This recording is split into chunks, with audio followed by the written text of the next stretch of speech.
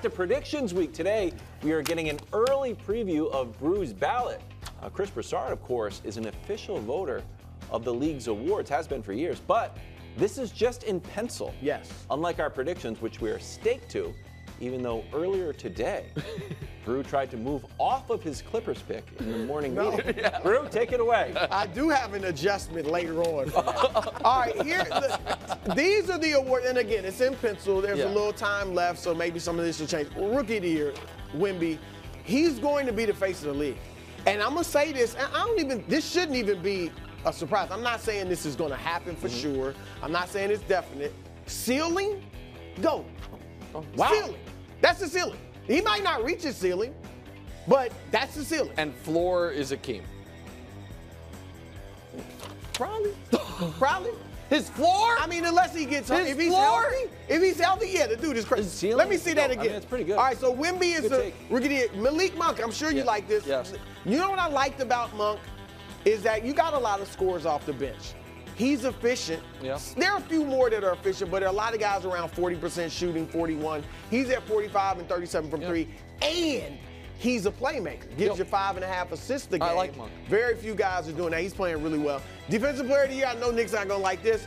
Gobert. Yeah. He's going to tie Ben Wallace and Dikembe Mutombo. He is the anchor of the best defensive team in the league. And it's best by a lot. Yeah, and he's individually, he's got the best defensive rating in the league. Yeah. Mark Daigneault, come on.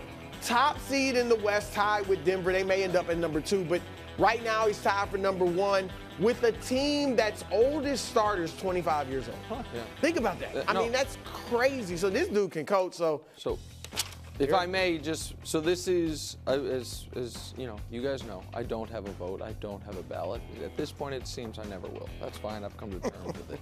If I did, this would be mine at the moment as well. I agree with Brou. You don't need one, really. Exactly. There you go. But I would like to focus just for a moment on Rookie of the Year, because Wildes before the year was big on Chet, and Chet probably would finish second. So that was a good take. Like, Wemby's been better than I think even Brou expected this season.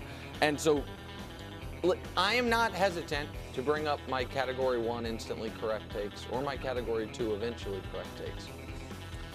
My Scoot Rookie of the Year take might be the rare Cat 3 Brou, so we're going to throw it on there.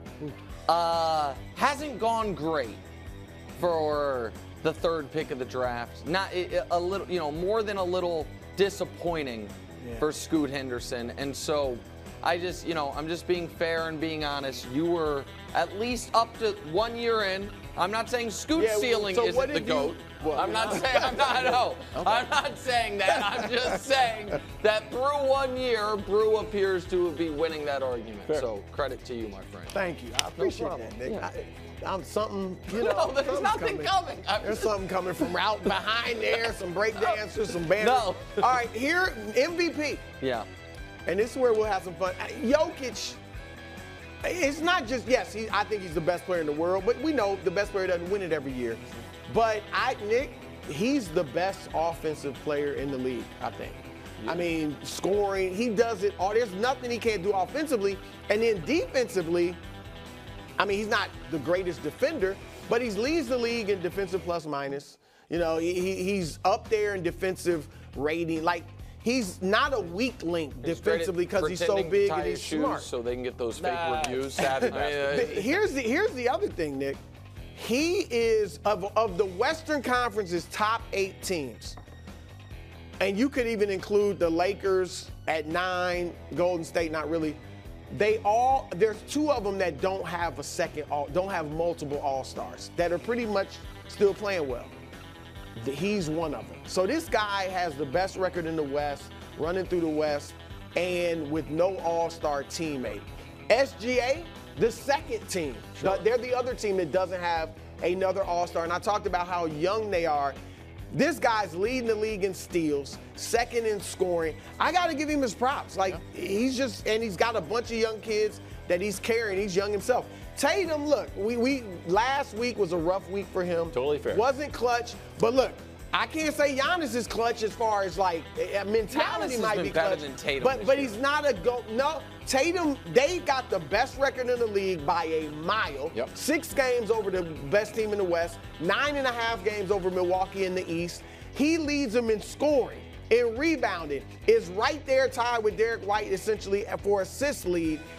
I got to give him his props, and they got the 5th best margin of victory ever. Correct. Yeah. So then I got Giannis at number 4. He's playing well. I do think they've been disappointing, Nick, though.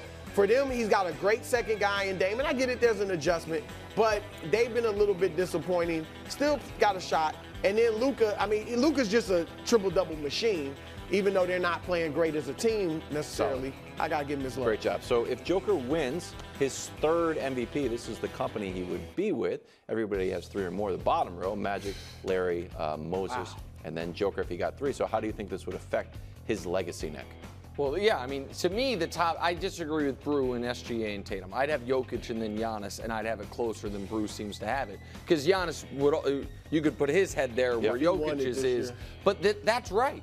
That's what, listen, that's the company of which he is trying to keep. The only person on that list that right now he already is within reaching distance of in the all-time rankings is Moses.